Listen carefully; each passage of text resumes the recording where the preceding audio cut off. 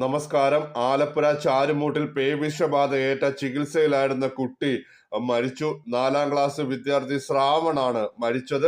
2 മാസം മുമ്പായിരുന്നു ഈ കുട്ടിക്ക് നായയുടെ ആക്രമണം ഉണ്ടായത്.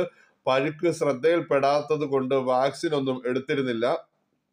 ആലപ്പുഴ സെന്റ് ജോസഫ് കോൺവെന്റ് സ്കൂളിലെ 4ാം ക്ലാസ് വിദ്യാർത്ഥിയാണ് ശ്രാവൺ. വളരെ ദുഃഖകരമായ ഒരു വാർത്തയാണ്. 4ാം ക്ലാസ് വിദ്യാർത്ഥി കൂടിയായിട്ടുള്ള ചാരുമൂട് പേരൂർ സവിത നിവാസിൽ ശ്രാവൺ നായ കടിക്കുകയായിരുന്നു. അത് കടിച്ച ആ സമയത്ത് പരിക്കുകളൊന്നും ഇല്ലായിരുന്നു. 2 മാസം മുമ്പായിരുന്നു സംഭവം. കുട്ടി സൈക്കിളിൽ പോകുന്ന സമയത്ത് പുറത്തേക്ക് ഒരു നായ വന്ന് വീണു. ആ സമയത്ത് പരിക്കുകളില്ല.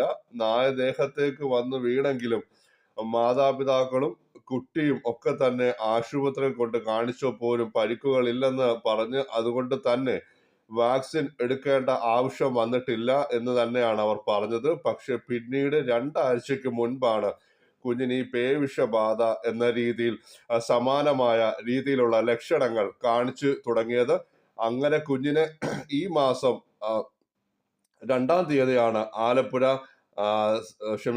തിരുവല്ല ബിലീവേഴ്സ് ഹോസ്പിറ്റലിൽ കുഞ്ഞിനെ പ്രവേശിപ്പിക്കുന്നത്. അവിടെ എത്തിയതോടെ കുഞ്ഞിന്റെ ആരോഗ്യനില ഒന്നും കൂടി വഷളായി. അങ്ങനെ കുഞ്ഞുമായി ബന്ധപ്പെട്ട് ഇടപഴകിയ ആളുകൾക്കൊക്കെ തന്നെ വാക്സിൻ സ്കൂളിലും അധ്യാപകർക്കും ബന്ധുക്കൾക്കും മറ്റു വീട്ടുകാർക്കും സുഹൃത്തുക്കളുമായിട്ടുള്ള എല്ലാവർക്കും വാക്സിൻ നൽകിയിരുന്നു. കുട്ടിയുടെ നില അതീവ ഗുരുതരമായി ബിലീവേഴ്സ് ആശുപത്രിയിൽ തുടർന്നു. ആദ്യം ICUവിൽ, പിന്നീട് MICUവിലേക്ക് മാറ്റി. ഇന്ന് വൈകിട്ടോടു കൂടിയാണ് അവന് ജീവൻ നഷ്ടമായത്.